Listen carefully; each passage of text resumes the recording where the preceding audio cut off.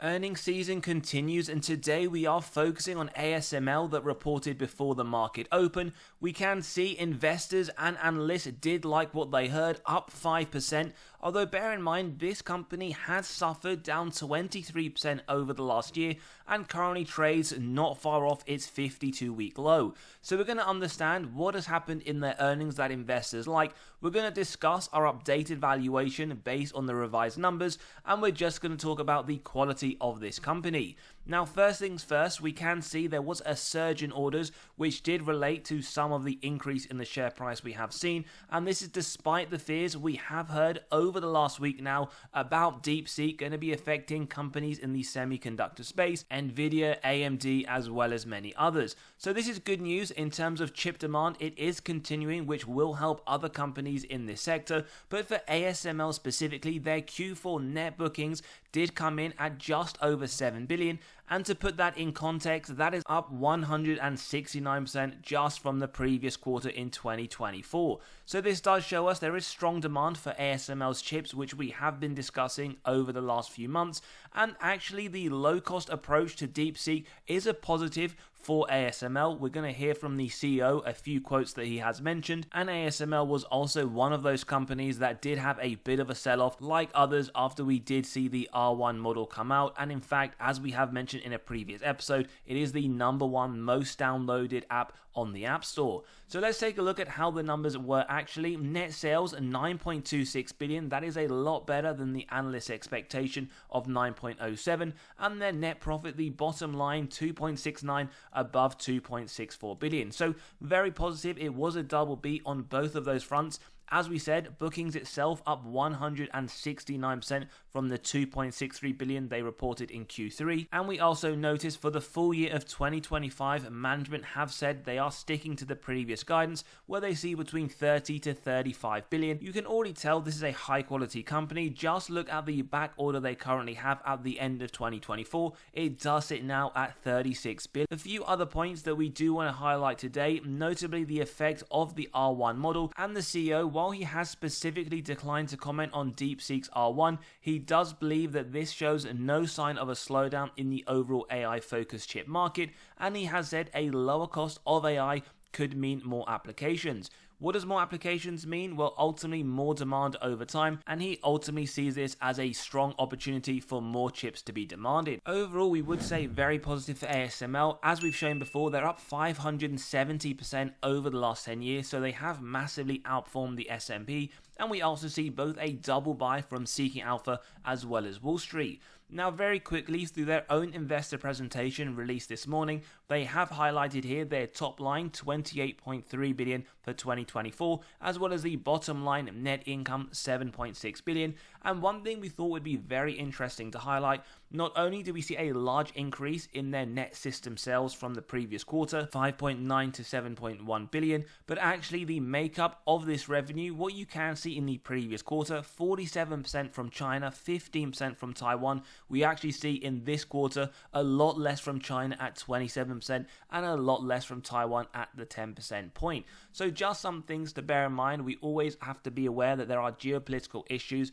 that have been there and may still be there for the foreseeable future, but it is good to see even with the reduction in both Chinese and the sales itself continues to go higher. We can also see for the makeup, and one thing if you've been watching our previous videos on the semiconductor space in general, we do talk about how memory is one of those areas that is going to be growing at a very rapid rate, and you can just see that over the last few years. In fact, in 2020 it sat at 3 billion, right now just under 9 billion, so that is around a 3 times growth and one of the ultimate drivers of their revenue over the last few years. We can also see in terms of growth it is fairly marginal, 23 to 24. We did get a larger increase in the previous year, but we will go into a bit more detail about their future expectations. In terms of cash return to shareholders, always something it is very important to note. First thing we want to highlight, in this latest quarter, no shares were repurchased, and they did declare a total dividend for the year, which will come to around €6.40. Now, in terms of the growth, we can see just the previous year was $6.10,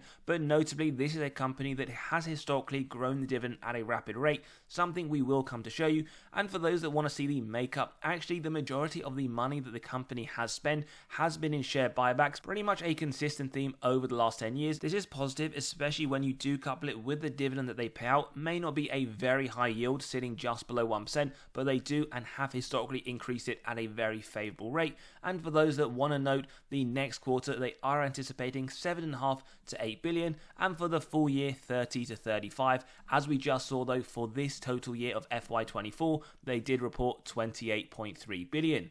Now, going back to the company itself, in terms of the earnings expectations for the next few quarters, Q1 2025 as well as Q2, they are expecting double-digit growth, and the following quarter just under 10%. So the future is looking bright, and you could argue you do have faith in management estimates, because now the last 4 quarters they have outperformed analyst targets quite substantially, 100% track record.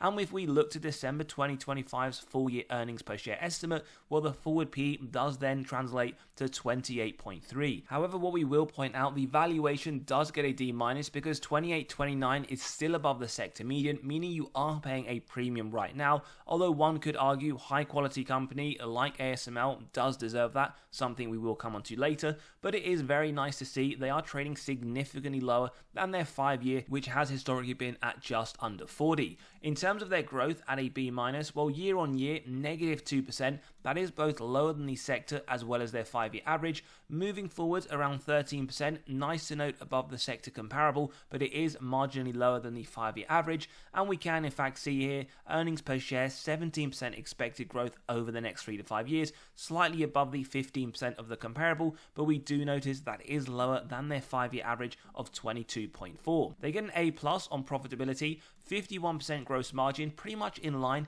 with both the sector as well as their 5-year average. Bottom line, again, 26.4%, a lot better than the sector, but again, comparable to what we have seen for this company over the last 5 years.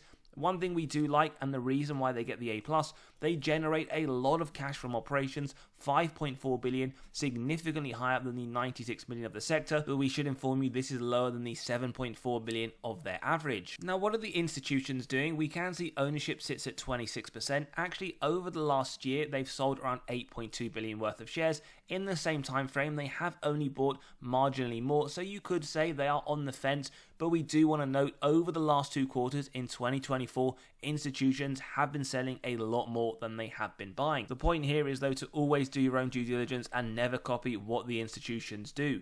In terms of the actual makeup of the company, now we do want to show you why we believe this to be a high quality. First things first though, dividend safety 82, very safe. We'll cover all of these metrics, and we can note here in July last year they increased the dividend by around 4.8%, not far off the 4% we would say, just to keep up in line with inflation. Now, reaffirmed that the dividend is very safe. As we can see here, this translates to the dividend cut being highly unlikely. And for those that see a recession inbound or just want to know the key metrics from the last recession 07-09, they cut the dividend. They had below average growth, negative 56%, with the S&P at negative 12, but they had a return pretty much in line with the S&P at negative 55. We've already mentioned in the episode that the dividend hasn't been the greatest over the last full year, but as we can see and mentioned, over the last 5 and the last 10 years, they did increase the dividend at a double-digit rate. In fact, they have been increasing it for over the last 14 years on a consecutive basis. Now, we are going to get to the first valuation. However, we would say we're not looking at this in isolation. We're going to run it through our DCF model with the updated figures. Over the last year, the blue tunnel reflecting the fair intrinsic price. Right now, we see it outside of that. That is one indication of the company being severely undervalued. And we can also notice the same conclusion based on dividend yield theory, where the yield sits above the 5-year and the forward P, as we mentioned earlier, sits well below the 34.1 of the rolling over the period. They also do trade marginally higher than the information technology, as we said, trading at a premium. Very quickly running through some of these metrics, free cash flow payout, it has consistently been below 50% bar 2023. Over the next 12 months, expected to come lower, so we wouldn't be surprised to see double-digit growth in terms of the dividend. In terms of free cash flow, consistent increases over longer term, not something we get. Bear in mind, this is a cyclical industry. Nice to see over the next 12 months, this is expected to more than double. Same to be said, cyclicality showing through the numbers, but actually over the longer term, it is still very strong in terms of what we can see, although over the last 12 months, and as we mentioned, the top line did decrease, although very marginally. In terms of the numericals, where we will cover this in a little bit more detail, that you can see they have been buying back shares over the last 10 years around 10%, which, as we said, they do return excess cash to investors, not just through dividends, but also through the buybacks. ROIC, very strong, well above the minimum 12% and increasing. We love this 49%, also the 38% on the trailing 12 month. And if we look at the margins, key things here: one, it's above the minimums; two, we do see a sense of operating efficiency, margin increasing 26 to 33, and the free cash flows, no worries whatsoever, well above 5% on a year-on-year basis. The most impressive metric might be the net debt to EBITDA, not only below 1.5 but also 0 across the board and expected over the next 12 months, telling us it wouldn't even take this company one day to pay off all of their debt net of cash on hand. Very briefly then, showing you the income statement, we've already said their top line growth does look very impressive over the longer term, but what we want to flag here is the bottom line. What is the story to be told? Do we get cyclicality? Do we get consistency? And you could argue over the longer term it is actually moving in the direction we want to see, going from 1.7 billion in 2014 to 8.7 in the latest annual accounts. In terms of looking at the balance sheet, a quick health check, although we did already say it looks very impressive. Total cash over the period has been increasing, although a little inconsistent. 3.4 billion, now at 5.6 billion. And as always, we compare this to the total debt numerically and directionally. And otherwise, if you just look at one number here in isolation, it won't really tell you anything. And we can see, yes, it has increased, but it isn't too far off the current position from the cash balance, going from 1.4 billion, now sitting at 5.2. Then we get to the cash flow, where we want to highlight here the cash this company does generate from operations. A little bit inconsistent, pretty much following the line of the revenue. 1.7 billion generated 10 years ago, now sitting around 5.4. Finally, two key pieces of information before we get into our updated valuation. First one, comparing them against others in the sector of a similar size. Now, total return, including dividends reinvested, they have been the worst performing out of these over the period, but interesting to note that pretty much all of them haven't had the best return, some of them also having a very similar negative point.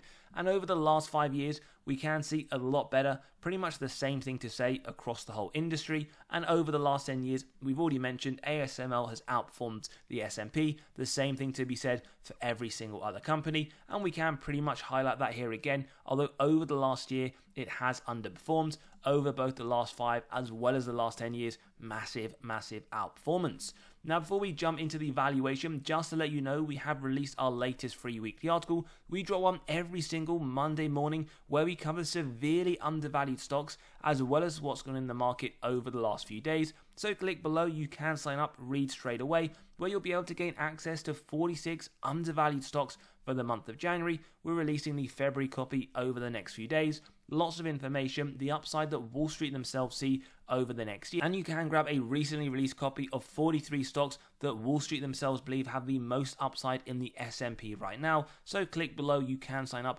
and read straight away. Jumping straight into the valuation, we have the intrinsic value at just over $1,000 derived from the DCF model, where we have the free cash flow year on year, the updated free cash flow for the full year of 2024, which actually shows average growth of 41%. In fact, just the most recent year up 165%.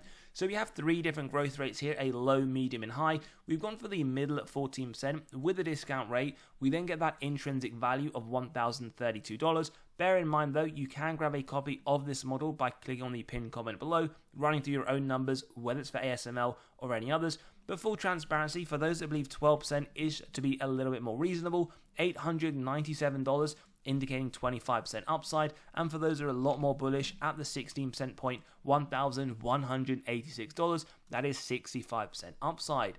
Now, as we said, we typically do like to take through the median rate where we do feel we are being conservative, and we always apply a margin of safety starting off at 10%, which would mean a buy up to $929 at this point in time. Now, what we then do is keep going till it's near the current trading price, and what we can see, up to $722, you are getting a 30% MOS. At the 35% point, you would have to wait for $671. So 30% MOS, Wall Street themselves with the buy rating, very bullish. They see this at $935 over the next year, which translates to 30% upside.